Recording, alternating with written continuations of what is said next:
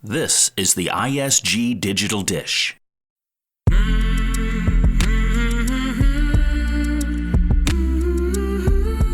Welcome to the Digital Dish, a podcast for women's voices and perspectives in the digital world. I'm Lois. I'm Missy. And I'm Jeanne. And we want to make sure smart women and their points of view were being heard. Hey, everybody.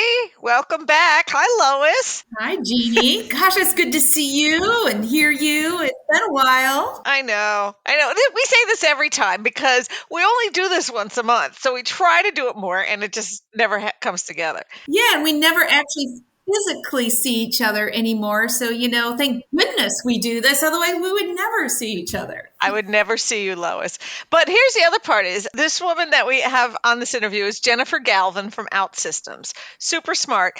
But I know Missy met her at one of the conferences that you guys went to in New York. What was that? Yeah, we went to a workplace services conference in March. Okay. It's been a while. Yeah. So I believe I met Jennifer, but I didn't get a chance to really talk to her too much. But I know that Missy had a chance to talk to her. Yes. So that's good. And we did capture a little bit of that conversation on tape, but the tape, it was sadly too much background information. It was a party, apparently, at the conference. Oh, people weren't supposed to know that. No, people weren't supposed to know that. But there was a party at some point, and there was a lot of food being eaten and drinks being consumed. So we had to can that. Oh, So we actually reached out to Jennifer and said, "Can we re-interview you because we lost?" Jennifer was the one who was talking about identity access management, IAM. Yeah, and it's pretty cool, especially in the world of all the cyber security, hacking, and all sorts of things. This is going to be an interesting discussion. Right. And she really does have some great points that she brings up. And I'm really glad it ended up that this interview with Missy kind of taking the lead on this really drove into the level of detail that we really wanted to get to with Jennifer. So I'm super excited that we're going to have this conversation. So give it a listen, enjoy, and we'll talk afterwards. Sounds good. Hello, Missy Lawrence here. This episode of the Digital Dish that I am super stoked about.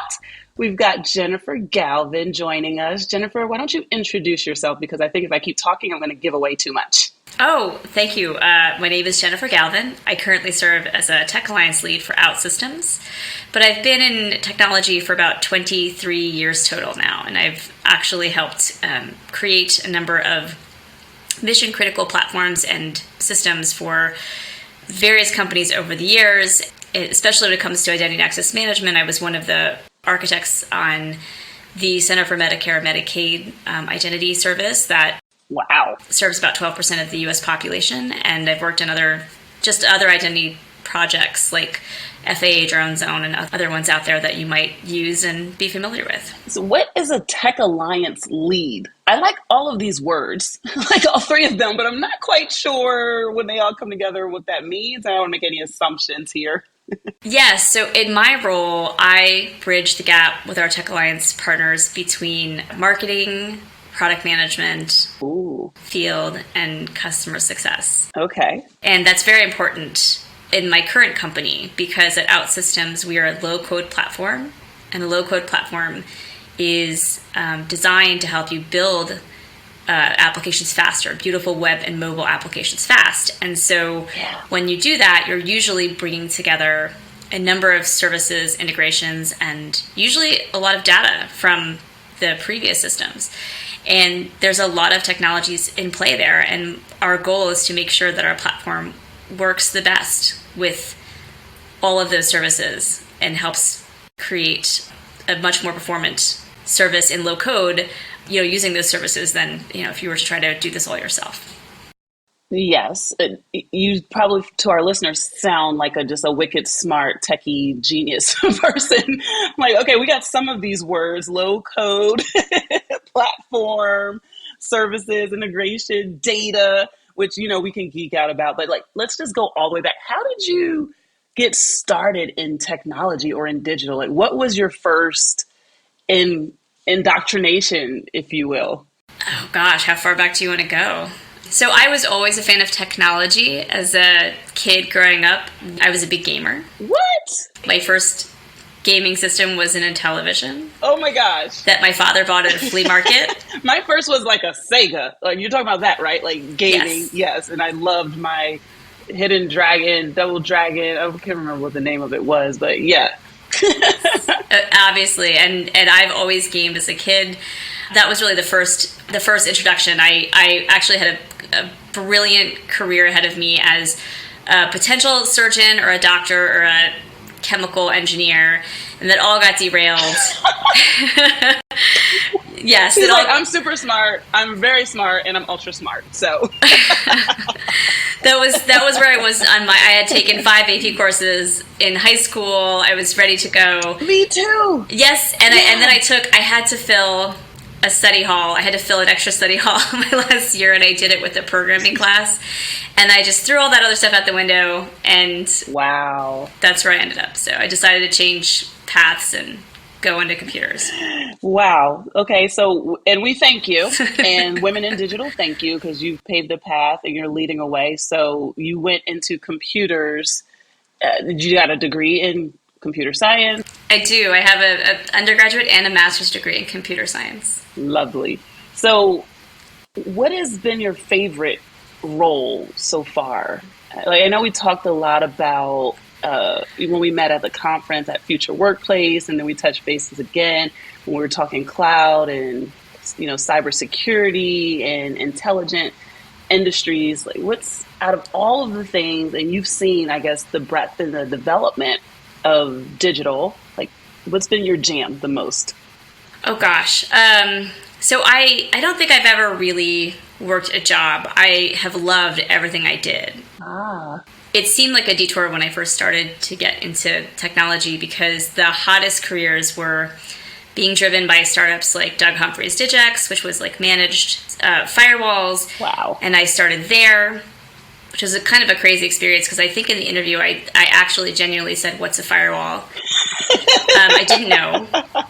But yeah, we can laugh about that now. Yeah, well, so if you're doing things that no one has done before all the time in your career, what they look for and what is a really valuable thing are people who can learn on their feet and who are really sharp. And so that was what they were looking for at the time.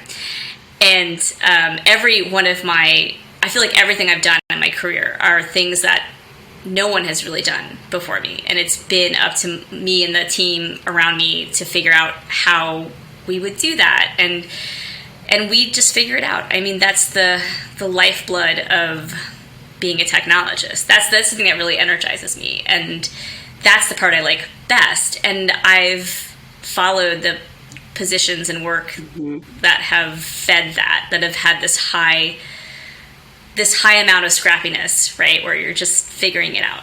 I love that. Like, if it doesn't have that, I'm not interested. Yeah, like, you like to play on the edge and what is the bleeding emerging tech and what's coming next. A high amount of scrappiness. Oh, I think that's what we're going to call this episode.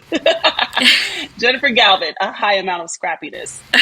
So in terms of how you actually then introduce yourself, and we've been playing up this concept of I would love for you to, number one, explain to our listeners, what is identity and access management all about?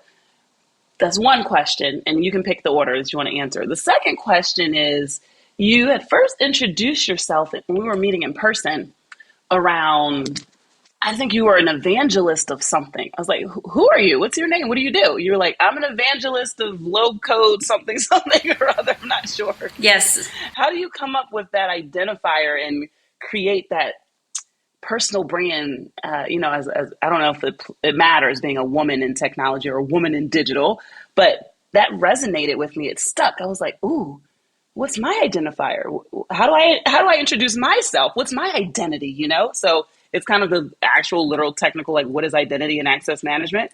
And then how did that, if at all, play into how do you develop and give your elevator pitch to say, here's who I am and here's how I've carved a niche in technology? Oh, that's such a great question. And things have changed. So I do say that I'm evangelist of low code always, because that's what I do now. And also being someone who has actually done 7 years of school and been creating applications for such a long time, right? Always looking for the easier path. And low code is a great way to bring up the next generation, like always thinking about my son and how is he going to be able to use technology and consume technology. And it's just got to be easier.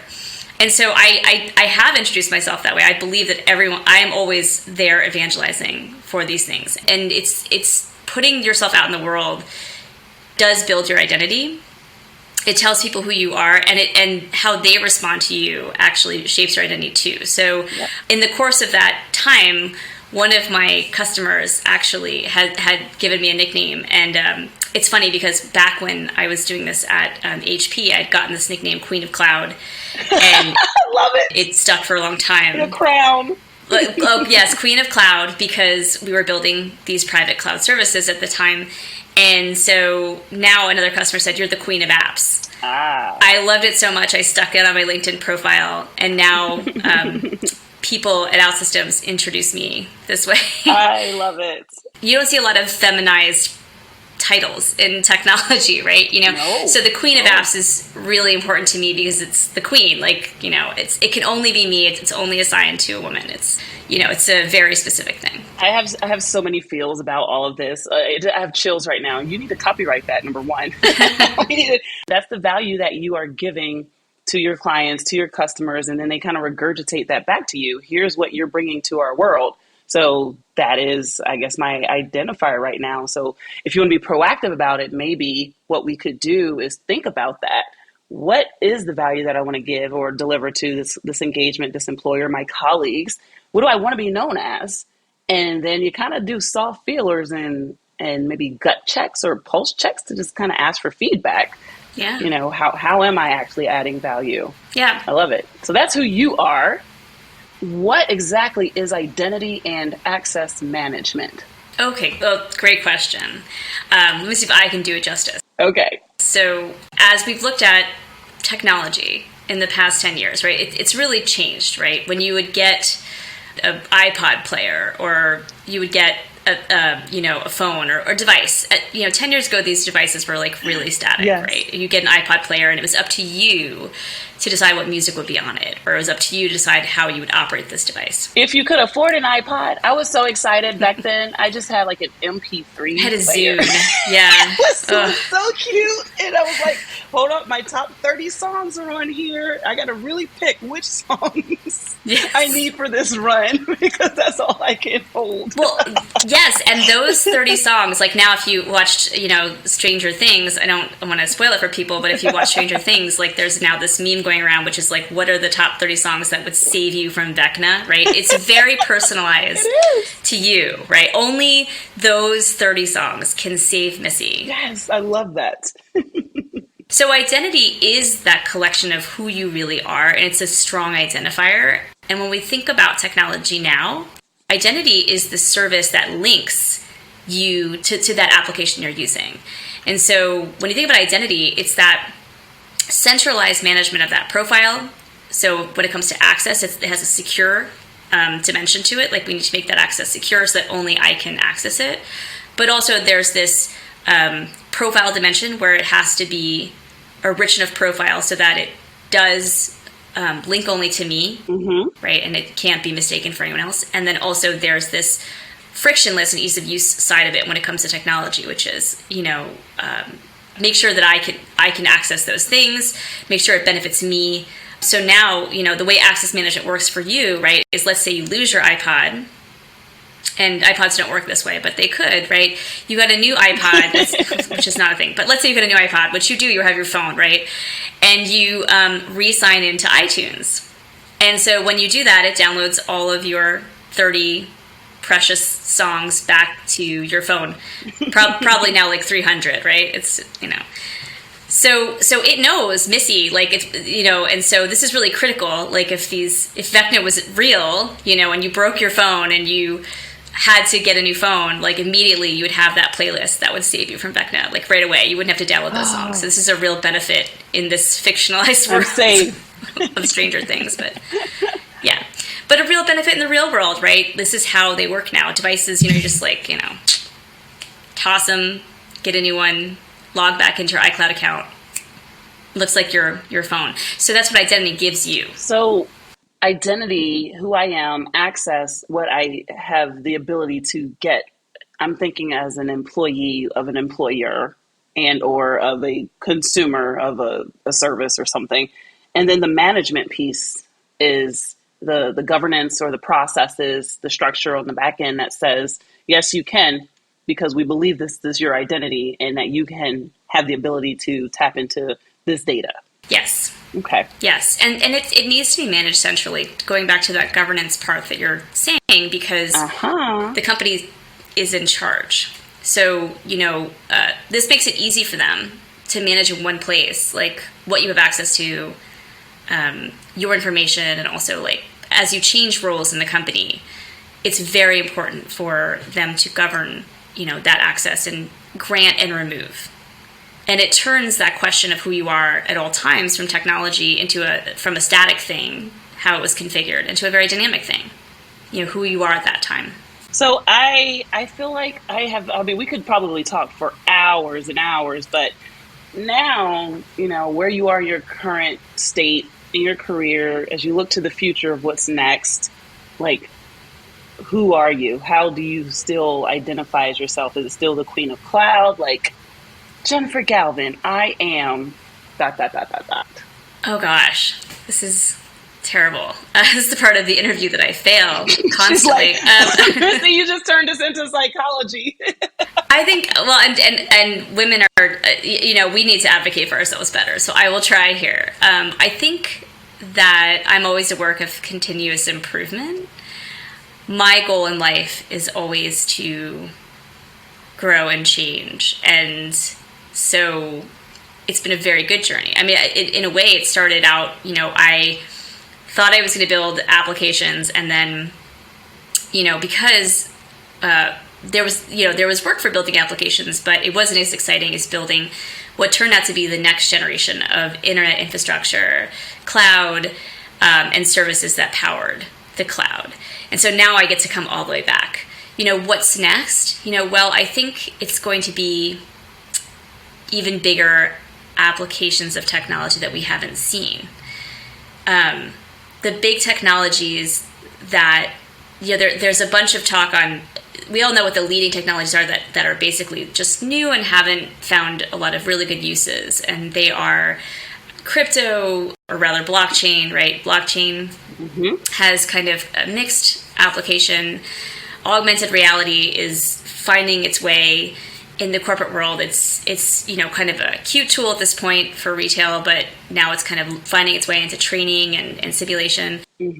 I think the next things will always be, maybe 10 years from now, after I've completed, this low code evangelism, so that we have much more of the applications out there being created on low code platforms than by hand. I think once that percentage really flips over, then I'll consider the work done.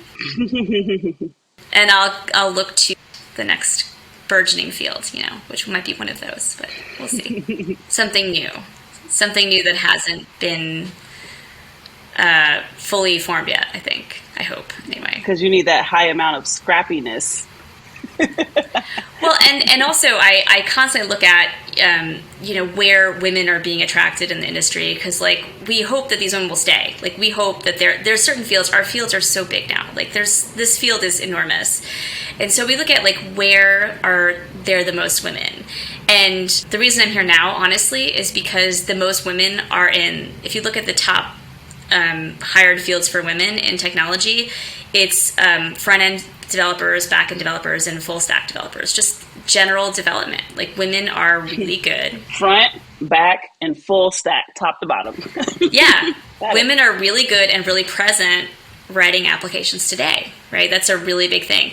And then if you look at some of the other careers that are technical but are not, like, necessarily focused on code, these are really cool areas, like data analysis, data scientists, things like that. Yes. Women are starting to become very prevalent. I don't want to say dominant, because I think it's now, like, it's still, like, maybe like one woman for every 5 men in that industry.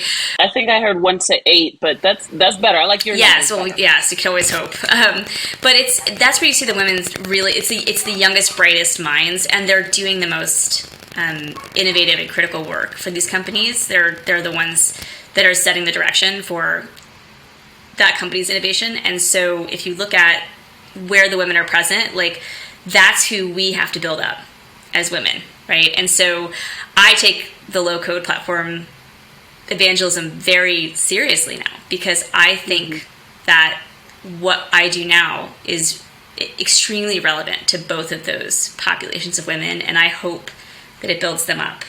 And we see more and more young women entering the field. We see more and more of these women being successful in their careers, staying in those careers longer, and contributing longer, so that we just have more of a diverse presence in these industries. I mean, I think that's a wrap. I think there's no better ending to that. We can take this and replay it on loop, the last sentence over and over again. That's incredible. Jennifer Galvin, everybody, bowing at your presence right now. That is a great compliment. Thank you for talking with us today. Thank you. Oh, Thank you so much. Always a pleasure. it's our honor to have you. Very good. Well, I have to admit, so I just listened to that interview that Missy had with Jennifer. And so I'm going to be honest here. It took me a while to figure out what we were talking about.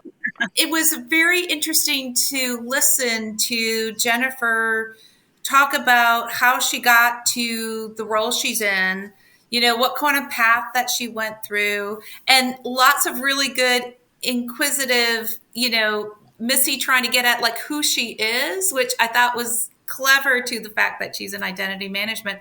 But I have to admit, it took me a bit to really understand what we were trying to get at. And maybe it's not just me. I don't know. Is that just me? I'm saying, no, it's not just you, Lois, but I instantly related to it, because Jennifer's history is sort of like mine, she took a lot of different twists and turns to get to where she is. I mean, nobody believes that I have an undergrad in English literature, but then I got a master's in IT management. So I think it represents how women get into digital, honestly, because it's hard, because you don't see a clear path. So for me, I related to it instantly.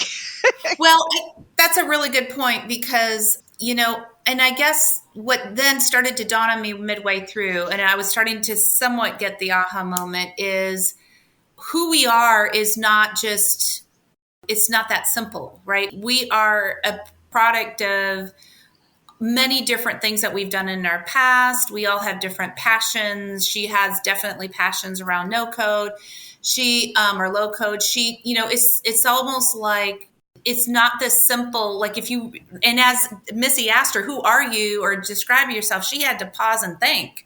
And I think we all probably would have to pause and think who we are and what we've become. Lois, it reminds me of, and it's really cool to see kind of how the past few episodes, there's maybe a theme here. I think we might have touched on this, right, Jeanne? I was just going to say that, the last one with Rebecca. Yes, I think we might have touched on it. This is how our brains work as women, where we can do this, but be this and be perceived a completely different way. Right. And our validation in our work isn't as linear in terms of what we do and who we are. And we are juggling, right? Those balls we talked about, even in a prior episode, not fearing the nonlinear career path with the up and coming digital and marketing associates that we talk to. So I think that that's the beauty of just who we are and how fluid and dynamic we can be and still be able to contribute in digital. And I'm so glad Missy said something about the brain, because she's into it and she's happy. But I have to say, even when you asked her to describe herself, even when she was talking about her passion in evangelist for low code, that's what she wants to be known as. But she brought in the fact that it's important to her son. And so, already you're saying, here are your 4 lanes. She's an evangelist for low code. She's a technology person, but she's also a mom. And so I loved how, and then the best part is when we named ourselves, the I am. Jen is the queen of apps. I have to tell you guys, I've been known as Jeanne the Report Queen for 20 years. Missy, I'm giving Missy a title. Missy is the word cloud master. That is so fitting. Yes, you are. So Lois, you got to give yourself a name because I couldn't come up with one for you. So I need you to come up with one. I don't know. Well, maybe there's what would people say we are, what we would like to be. If I could say what I am, I think I'm the collaborator because I do that all the time. I'm constantly getting people together to talk about something, facilitating it. I don't come up with the answers. I bring people together to talk about things. So I don't know if that's the right word. It's not very sexy or anything, but Collaborative Lois. She's got to be a queen or a master. Collaborative queen. Right. That's it. Yeah. I have to tell you guys, I know this is a little off topic, but we had a bowling league and I'm the worst bowler in the world, but we named each other. My one friend was like pregnant for 6 years. So 6 years of bowling. We called her the baby maker instead of the boiler maker in bowling. But I was known as the bipolar bowler because either I bowled 165 or 99. So I'm sorry. That was, but I think though, the identity part was a really interesting conversation, Missy, and I'm glad you got back to that because when she talked about access management and how identity is individual and specific, but access management is part of the governance process. And I really thought that was so interesting. Plus, the fact that she brings Stranger Things in and all the songs that you have for to fight off that was awesome. It was just awesome. I just thought that was super fun. We were all over the place, but in the same place. And I think that's like how you sum up like women at work. It's like where we get into some of this imposter syndrome of, I don't know that I can identify with myself as a this, but I can still be a this, and I can still add value. I think it's just really incredible. So I like the way Lois put it as, what would people call you versus what you would call yourself? And I think that's what we want people to take away from this is really just think about those two things. Is there a gap? And then what do you do about it to kind of close that gap? That's absolutely it. And you've touched on something that I'm hoping to do on a future episode, which I've heard women talk about being their authentic self. So this kind of leads to that, right? We all have all this, characteristics and things that make us really impactful. And how do we learn to bring them forward and be our authentic self? So excellent. Okay, now I'm sold. Now I get it. Okay. Now she gets it. See, this is really all for us. Forget all our listeners. This is just for you, Lois, and for me, and for Missy. Love it. I think that's a wrap then. I think we can wrap this up. Thank you, guys. And I'm looking forward to the Authentic Selves one. So we got some good stuff coming up. All right. So. We'll see you guys later. Bye. Okay. Thanks for listening. If you like our podcast, please subscribe and rate and review us. Thank you.